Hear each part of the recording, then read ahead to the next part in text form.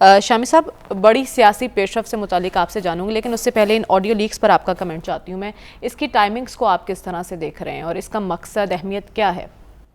دیکھیے ابھی تک جو آڈیو لیک ہوئی ہے اس میں تو شہباز شریف صاحب جو ہیں ان کا کردار جو ہے بڑا صاف ستھرا نظر آیا ہے کہ وہ قاعدے اور ضابطے کے مطابق کام کرنے کی تلقین کر رہے ہیں اور کہہ رہے ہیں. اور یہ جو پھر وضاحت بھی مسلم لیگ نون کی طرف سے جاری کی گئی کہ بھارت سے جو مشینری درآمد کی جاتی تھی اس کو روکا گیا عمران خان کی حکومت میں. پہلے اجازت تھی اس بات جی.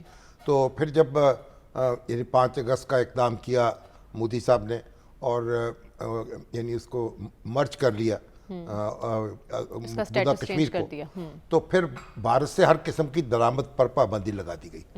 تو اب یہ جو پلانٹ ہے مبینہ طور پر اس کا کچھ حصہ درآمد ہو چکا تھا اور کچھ نہیں ہوا تھا. اب اس میں ظاہر بحث معاملہ یہ تھا کہ یہ درآمد کیا جا سکتا ہے، اس کی اجازت دے دی جائے یا نہ دی جائے. تو حکومت نے اس کی اجازت نہیں دی اور پھر یہ بتایا گیا ہے کہ جو درخواست گزار تھا اس نے چائنا سے پھر مشینری امپورٹ کی اور اپنا پلانٹ ہم ان معاملات میں نہیں الجھیں گے لیکن اصل میں بات یہ نہیں ہے. ہمارا مدعا یہی ہے کہ کون کیسے ریکارڈ کر سکتے ہیں ان چیزوں کو. دیکھیے جو امریکہ میں تو جو پریزیڈنٹ ہے اس کی پوری گفتگو جو ہے اس کو ریکارڈ کیا جاتا ہے اور یہ ایک باقاعدہ سرکاری طور پر. اچھا. اور وہ یعنی جو بھی پریزیڈنٹ ہے اس کو معلوم ہوتا ہے کہ گفتگو ریکارڈ کی جا رہی ہے. لیکن لیک ہو سکتا ہے ہر لمحے جو ہے اس کی خبر اس کی وہ رپورٹنگ ہوتی ہے اور وہ ریکارڈ ہوتی ہے. جو واٹر گیٹ سکینڈل تھا وہ یہ تھا کہ نکسن پر جب اعتراض ہوا اور الزام لگا تو وہ ٹیپ نہیں پیش کر رہے تھے. جب ٹیپس کیونکہ چیزیں تو ریکارڈ ہو چکی تھی جب ٹیپس سے ان کا بھانڈا پھر پھوڑا. مگر پاکستان میں ایسی کوئی صورت نہیں ہے. پاکستان میں یعنی آفیشلی وزیر اعظم ہاؤس میں جو میٹنگز ہوتی ہیں جو گفتگو ہوتی ہے اس کو ریکارڈ نہیں کیا جاتا. اور اس کا مطلب یہ کوئی خفیہ ایجنسی ہے یا خفیہ لوگ ہیں جو اس کو یعنی چپکے چپکے ریکارڈ کر رہے ہیں. اب اگر ایسی صورتحال ہے تو اس سے تو پاکستان کے بڑے یعنی گمبھیر مسائل پیدا ہوں گے. کہ اس کا مطلب یہ ہے کہ پرائم منسٹر ہاؤس میں جو ڈسکشن ہے وہ محفوظ نہیں ہے. اس میں سیکورٹی کے مسائل ہیں، اس میں دفاع کے مسائل ہیں، اس میں بڑے حساس موضوعات ہیں وہ بھی ہمارے دشمنوں تک پہنچ سکتے ہیں. اس لیے اس سے قطع نظر کہ اس میں کسی نے کیا کہا ہے یا نہیں کہا، اس کی اعلیٰ سطحی فوری طور پر تحقیقات ہونی چاہیے، اس کا سراغ لگایا جانا چاہیے اور اس کے ذمہ دار جو ہیں وہ بے نقاب ہونے چاہیے اور ان کو کیفر کردار تک پہنچانا چاہیے. اس میں کوئی رو رعایت نہیں ہے. اور ایک بات میں آپ کو یہ عرض کروں کہ ہمارے جو جنرل ضیاء الحق تھے ان کے دور میں ریکارڈنگ کا اہتمام ہوتا تھا البتہ باقاعدہ. پریزیڈنٹ کی ساری جو میٹنگز ہوتی تھیں ان کو ریکارڈ کیا جاتا تھا. اچھا. تو جب حکومت ختم ہوئی بینظیر بھٹو صاحب کی حکومت آئی تو ہمارے اعجاز الحق صاحب جو تھے انہوں نے گھبرا کر یا پتہ نہیں ان کو کیا یعنی وہم ہوا یا کسی نے کوئی دھمکایا وہ انہوں نے ریکارڈ تلف کر دیا. اور وہ بہت قیمتی ذخیرہ ہوتا پاکستان کی تاریخ ہوتا تو. اور لیکن اس سے علاوہ میں نے نہیں دیکھا کہ کوئی باقاعدہ جو ریکارڈنگ ہو رہی ہو.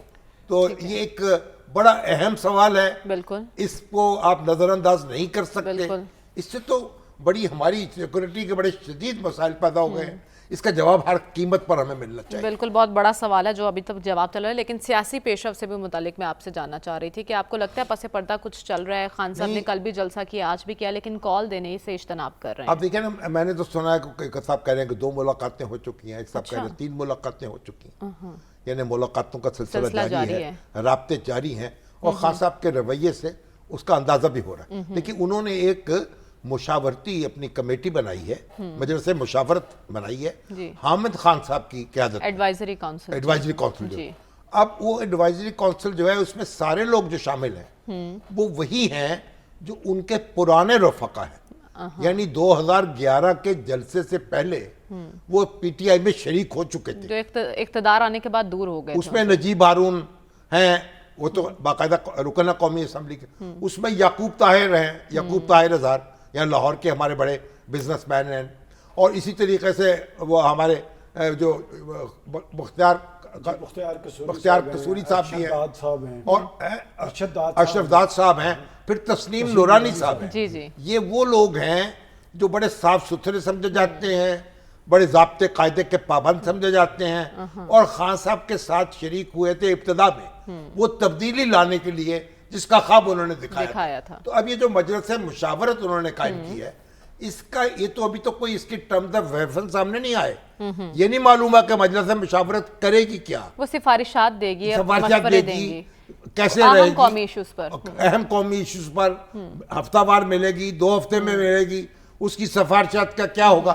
لیکن خان صاحب نے یہ ایک میسج دے دیا ہے کہ پرانے لوگوں کو وہ یعنی لا رہے ہیں، جھاڑ پونچھ کر کے ان کو کوئی ایکٹیو کر رہے ہیں. اچھا، تو اس سے تو ایک خوشگوار میسج ملتا ہے کہ وہ تبدیلی کا کوئی پیغام دے رہے ہیں. وہ ان کے ارد گرد جو اپرچونسٹ ہیں اور جو ارد گرد جو غیر ذمہ دار لوگ ہیں، وہ ان سے وہ ڈسٹنس کر رہے ہیں. تو یہ ایک میسج ہے، پارٹی میں بھی ایک میسج ہے، اور پارٹی میں بھی میسج ہے اور پارٹی کے باہر بھی میسج ہے.